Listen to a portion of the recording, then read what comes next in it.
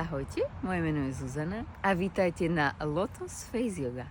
Tentokrát nebudete potrebovať tvárový olej, nakoľko si spolu precvičíme, respektíve zatlačíme na akupresúrne body a potrenujeme si spolu náš zrak. Ja si vrhniem rukávy, takže začíname akupresúrnym bodom, ktorý sa nachádza v takej jemnej priehlbinke úplne na začiatku, alebo teda korení vášho nosa a jemne zatlačíte. Dostanete sa na bod tesne nad vašimi zreničkami, ktorý je perfektný proti bolesti hlavy. Na konci vášho obočia.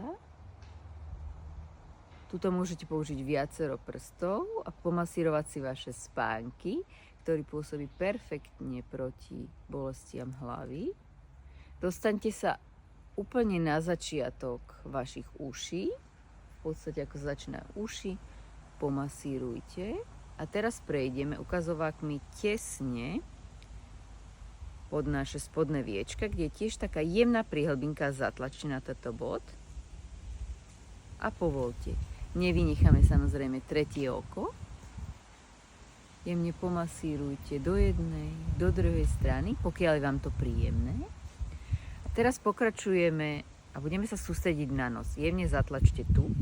A toto je perfektné, ak máte akúkoľvek chorobu, ktorá je spojená s hornými dýchacími cestami, kde sa vám, keď zatlačíte konkrétne tento bod, uvoľní plný nos.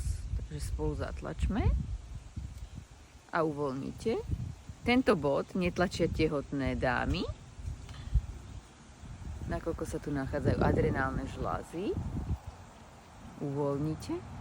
A ešte bod tesne nad bradou. Toto je súčasťou lymfodrenážnej masáže, ktoré si ukážeme v ďalších videách, ale teraz sa spolu pozrieme na to, ako si precvičiť jednoducho náš zrak.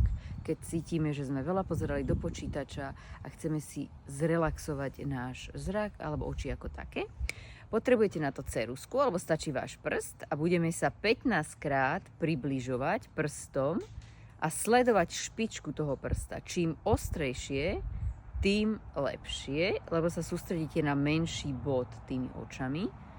Takto si to môžete zopakovať kľudne aj 3 krát, respektíve 3 sety po 15 rázy. A skúsiť si, aké je to s hrotom ceruzky, respektíve sledovať hrot ceruzky, pokiaľ niekomu nie je príjemné mať takýto ostrý predmet pred očami, odporúčam práve prsty. Pre ďalšie videá ma nezabudnite sledovať a pamätajte si, že tvárová joga sa nutne nemusí robiť iba doma, ale môžete ísť aj do vašej záhradky, pri pláži, alebo sa proste prejsť vonku. Ahojte!